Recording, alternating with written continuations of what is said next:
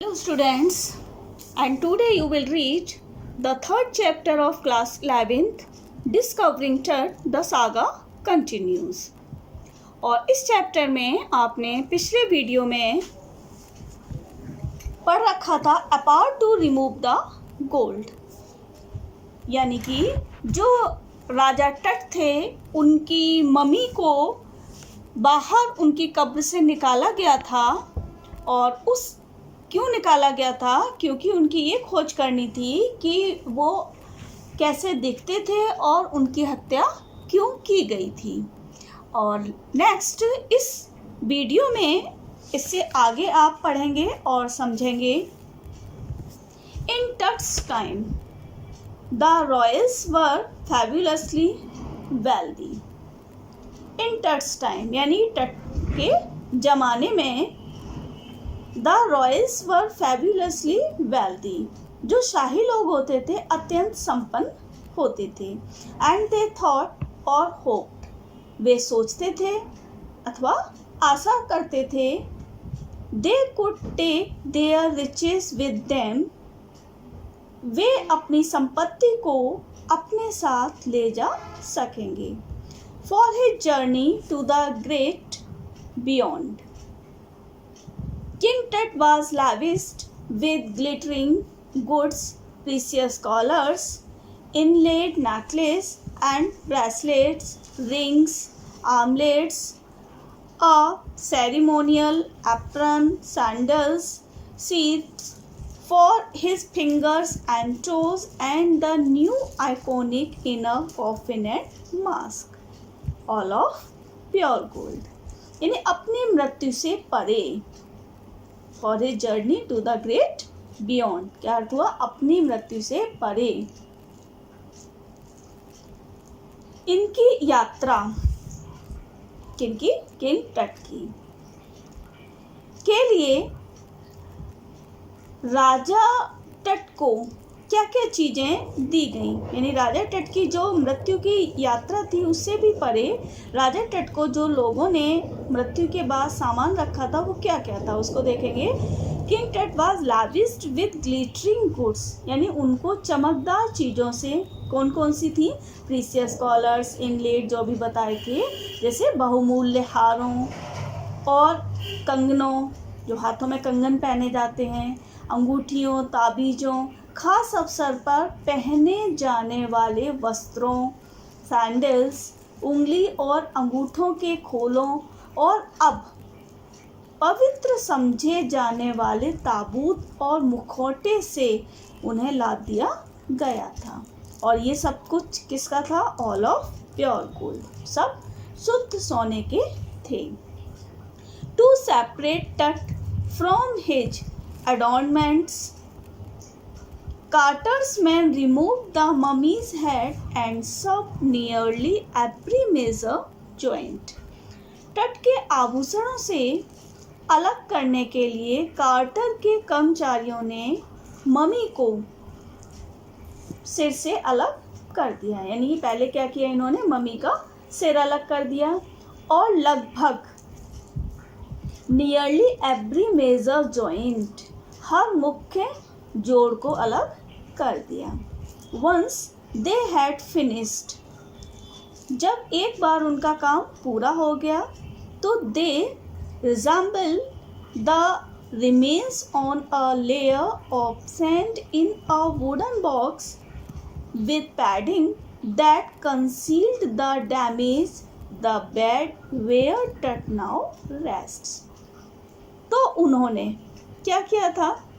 अपने नुकसान को छिपाने के लिए, तो उन्होंने नुकसान को छिपाने के लिए मुलायम पदार्थ लगाकर अवशेषों को, रिमेन्स माने क्या होता है? अवशेष, अवशेषों को एक लकड़ी के बक्से के अंदर, यानी कि इन अ वुडन बॉक्स, लकड़ी के बक्से के अंदर रेत की परत की गद्दियाँ लगाकर, यानी कि अ लेयर ऑफ सैंड, यानी कि रेत की परत की गद्दियाँ लगाकर क्या किया था? उसे लिटा दिया गया था। The bed where Tut now rests, जहाँ तट आज भी लेटा हुआ है। नेक्स्ट स्टैंजा है, archaeology has changed substantially in the intervening decades. तो आर्कियोलॉजी मीन्स होता है पुरातत्व विज्ञान। सब्सटेंसली मीन्स होता है बहुत अधिक।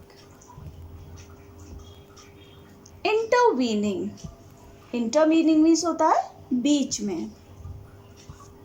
तो क्या हुआ, बीच के दशकों में पुरातत्व विज्ञान बहुत कुछ बदल गया था।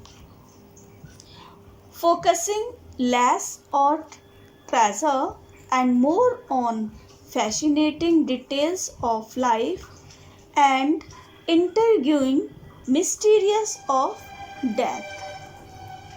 फोकस मीन्स होता है ध्यान केंद्रित होना। इंटरवीनिंग मीन्स होता है बीच में।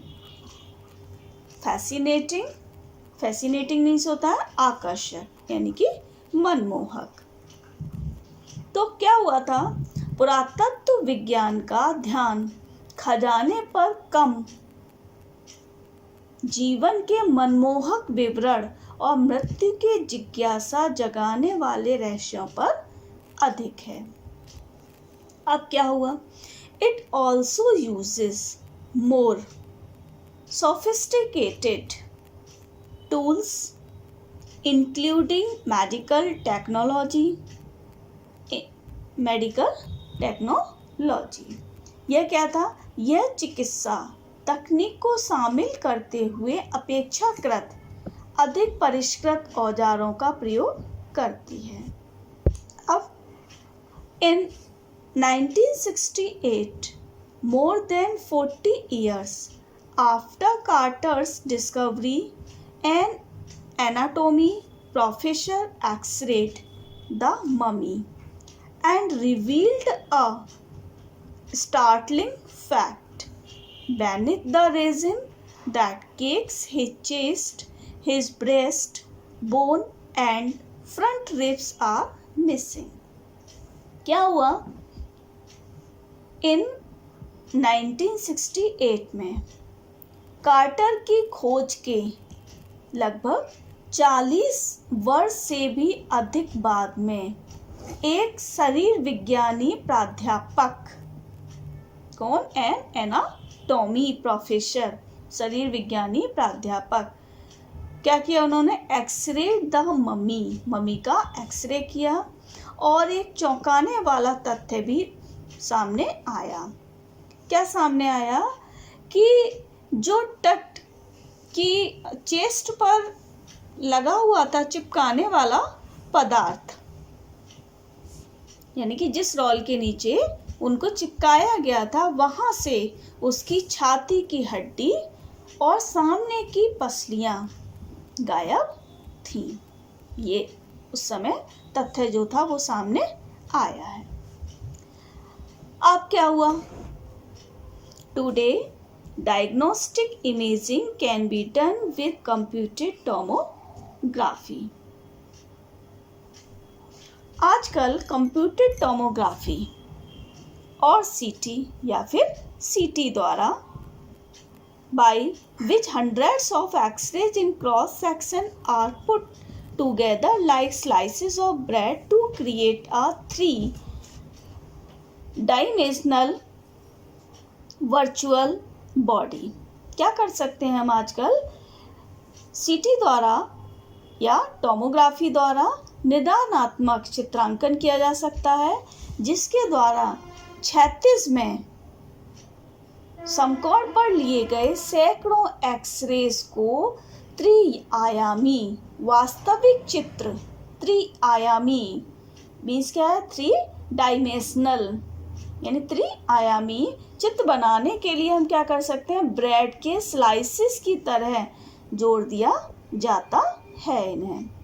फिर what more would a CT scan reveal of tooth than the X-ray, यानी एक्सरे की अपेक्षा सीटी स्कैन तट के बारे में कौन सी और जानकारी देगा।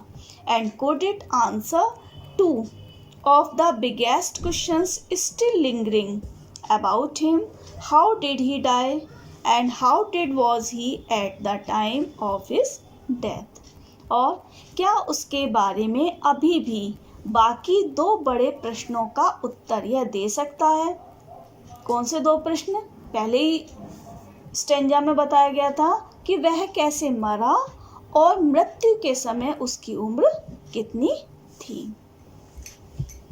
अब king Tut's demise was a big event, यानी कि राजा टट की जो मृत्यु थी वो एक बड़ी घटना थी। इवन बाय रॉयल स्टैंडर्ड्स, और शाही मानकों के हिसाब से भी, यानी शाही मानक जो कहता है उसके हिसाब से भी राजा टट की मृत्यु जो थी एक बड़ी घटना थी। He was the last of his family's line and his funeral was the death rattle of dynasty. तो जिन्होंने, जो राजा टट थे वह अपने वंशानुक्रम में, यानी कि अपने वंश, पूरे वंश में अंतिम व्यक्ति थे और उनका जो अंतिम संस्कार एक वंश के लिए मृत्यु की घंटी थी। But the particulars of his passing away and its aftermath are unclear. किंतु उनकी मृत्यु और उसके बाद की घटनाओं के विवरण कैसे थे? अस्पष्ट थे। यहाँ पर सभी में इज़-एम-आर लिखा हुआ है, तो हम इसे ये भी बोल सकते हैं कि अस्पष्ट हैं, लेकिन बीते हुए समय की बात है और आज हम पढ़ रहे हैं, इसलिए हम क्या बोल रहे हैं? अस्पष्ट थे।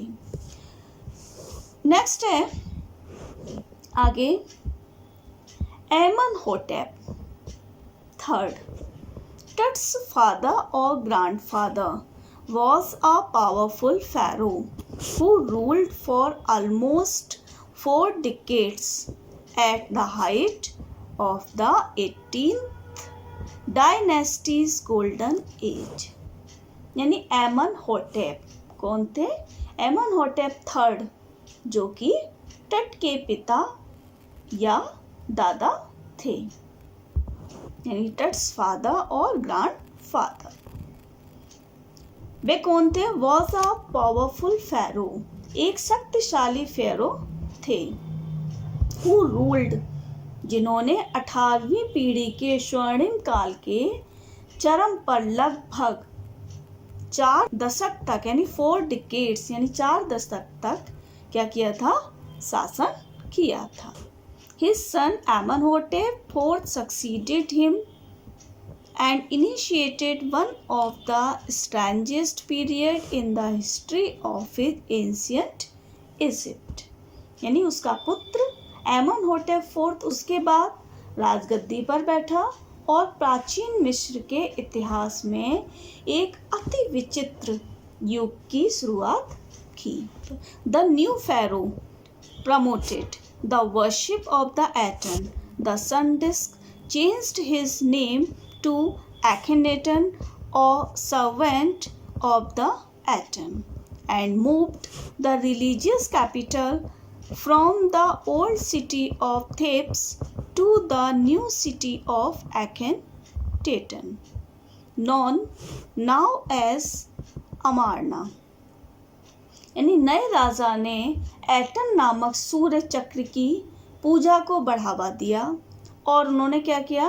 अपना नाम बदलकर एखेनेटन रख लिया, जिसका अर्थ है एटन का सेवक। और पुराने शहर थेब्स से हटकर उन्होंने नए शहर एखेनेटन को धार्मिक राजधानी भी बना दिया, जिसको क्या कहते हैं? नॉन नाउ एज अमारना, जिसे आजकल अमारना नाम से जाना जाता है।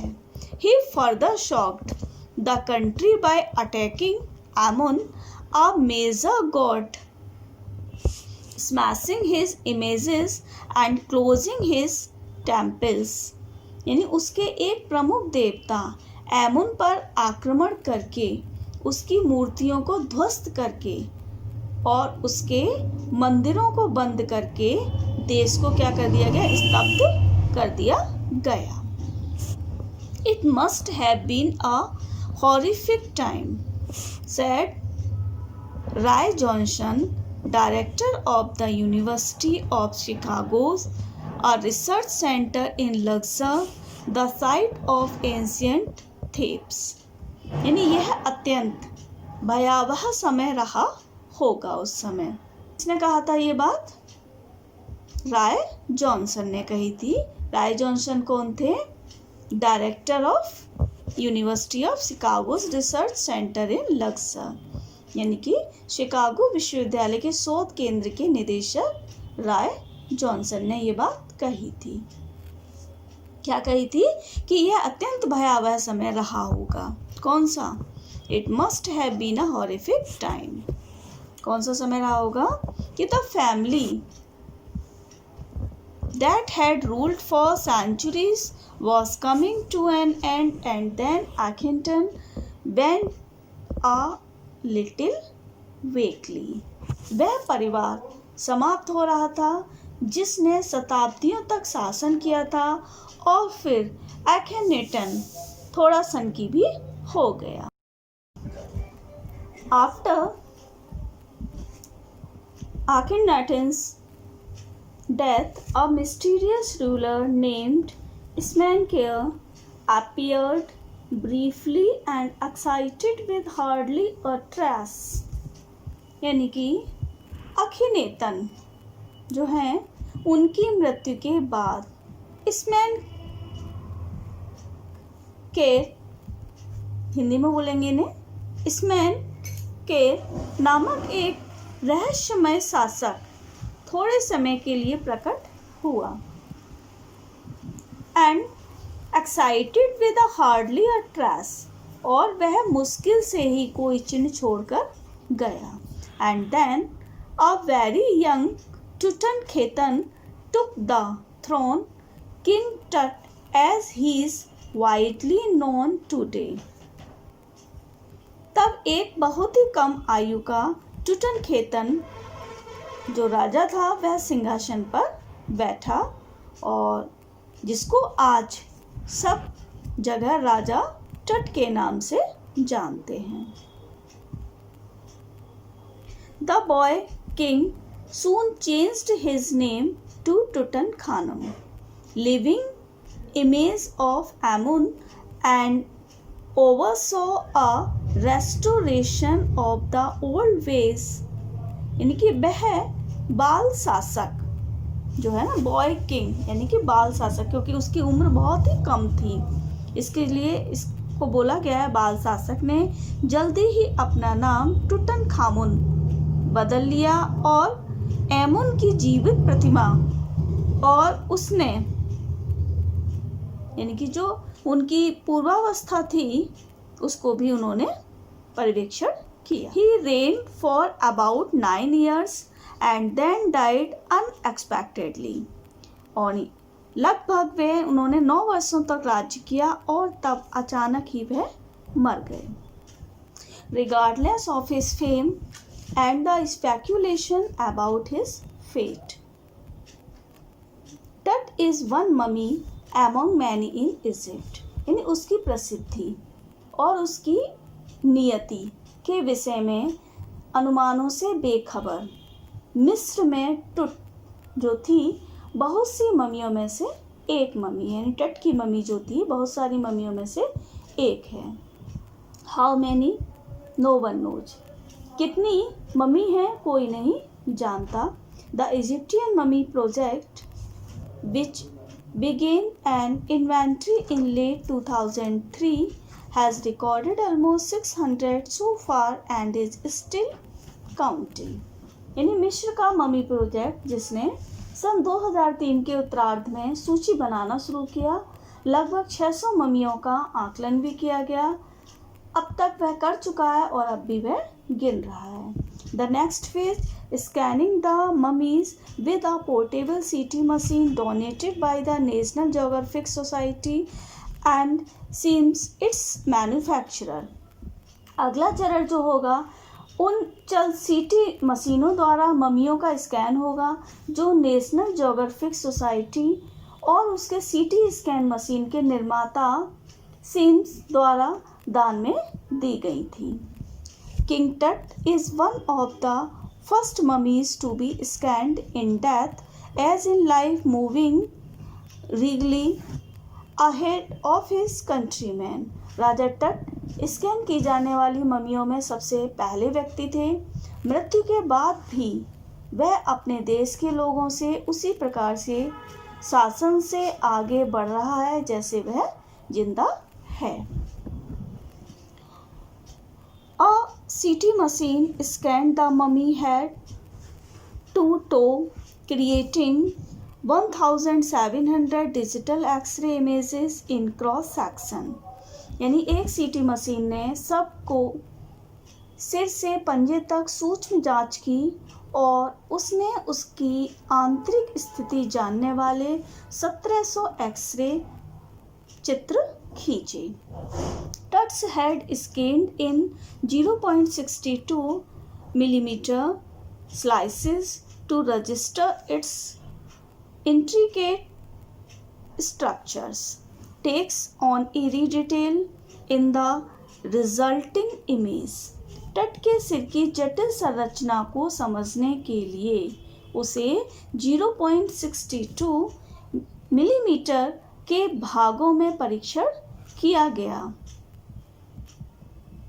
और जिसका परिणाम क्या हुआ। With Tut's entire body similarly recorded, a team of specialists in radiology, forensics and anatomy began to probe the secrets that the winged goddesses of a glided burial shrine protected for so long। यानी Tut के पूरे शरीर की इसी प्रकार scan करने के बाद विकिरण विज्ञान, फॉरेंसिक और शरीर रचना विज्ञान के विशेषज्ञों के एक दल ने उस रहस्यों की छानबीन शुरू कर दी जिन्हें सोने से सजे पवित्र मकबरे के पंखों वाली देवी ने इतने लंबे समय से सुरक्षित रखा था। Glided burial shrine protected for so long, यानी कि सोने से सजे पवित्र मकबरे के पंखों वाली देवी ने इतने लंबे समय से उन्हें सुरक्षित रखा था। The night of the scan, workman carried Tut from the tomb in his box like Fally barrier. The climbed a ramp and a flight of stairs into the swirling sand outside। यानी scan किए जाने वाली रात मजदूर टट को उसके बक्से सहित मकबरे से ले गए। फिर लाइक फैली बियरर्स दे क्लाइम्ड अ रैम्प, ताबूत उठाने वालों की भांति वे एक ढालू मार्ग पर होते हुए सीढ़ियों पर चढ़कर बहुत चक्राकार घूमती रेत पर आ गए। फिर then rose on a hydraulic lift into the trailer that held the scanner. फिर एक द्रव चलित लिफ्ट द्वारा उसे ट्रेलर पर पहुंचे जिसमें स्कैनर था। 20 minutes later, 2 men emerged, sprinted for an office nearby, and returned with a pair of white plastic fans। फिर उन्होंने क्या किया कि 20 मिनट बाद 2 आदमी बाहर आए, पास के एक कार्यालय तक तेजी से दौड़कर गए और सफ़ेद प्लास्टिक के 2 पंखे लेकर वापस आए। White plastic fans. The $1 million scanner had quit because of sand in a cooler fan। Curse of the Pharaoh jogged a guard nervously। Cooler के पंखों में धूल के कारण $10 लाख मूल्य के स्कैनर ने काम करना बंद कर दिया था। एक गार्ड ने डरते हुए मजाकिया अंदाज में कहा, फेयरों का अभिशाप। पहले भी बता दिए हैं, जो भी रॉयल फैमिली के राजा हुए थे उन सभी को फेयरों बोला है, और यदि किसी पर भी कोई बुराई टूटती थी तो उसको कहा जाता था कि फेयरों का अभिशाप टूट रहा है। नेक्स्ट है, eventually the substitute fans worked well enough to finish the procedure. अंततः वैकल्पिक पंखों ने इतना अच्छी तरह काम किया कि प्रक्रिया ही समाप्त हो गई। दोबारा से देख लीजिए। Eventually the substitute fans worked well enough to finish the procedure. अंततः वैकल्पिक पंखों ने इतनी अच्छी तरह काम किया कि प्रक्रिया समाप्त हो गई। After checking that no data had been lost, the technicians turn Tut over to the workman. यानी यह जांचने के बाद कि कोई आंकड़े खोए नहीं हैं, टेक्नीशियंस ने टट को कर्मचारियों को सौंप दिया, जो who carried him back to his tomb, जो उसे कहाँ ले गए, मकबरे तक वापस ले गए। Less than 3 hours after he was removed from his coffin.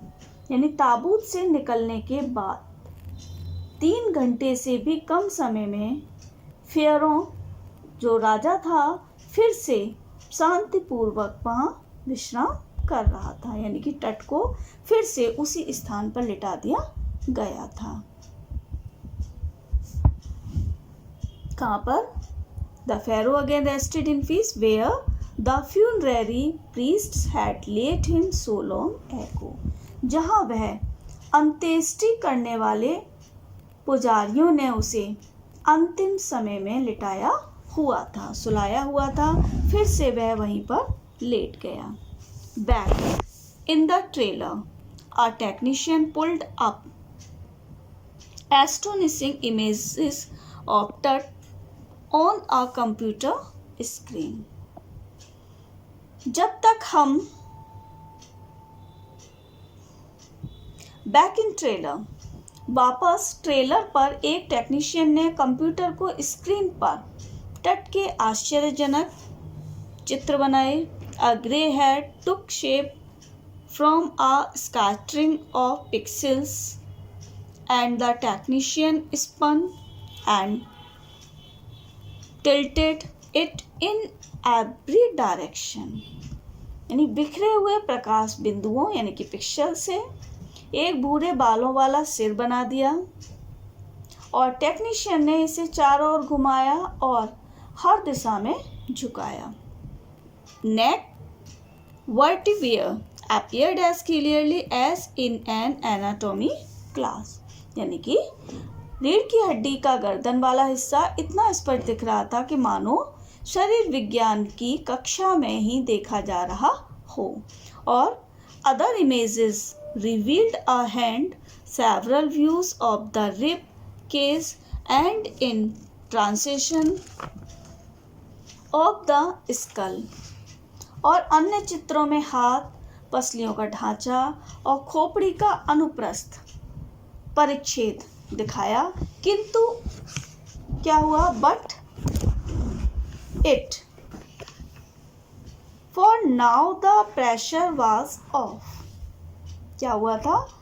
अब कुछ भी दिखाई नहीं दे रहा था, मीन्स अब जो दबाव था वह हट चुका था, यानी कि now the pressure was of, अब दबाव हट गया था।